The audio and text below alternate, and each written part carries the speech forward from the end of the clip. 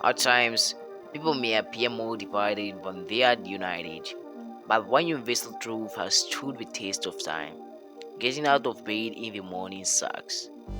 Today, we have different types of alarm clocks, but how did people start their day before the first alarm clock was invented in 1787?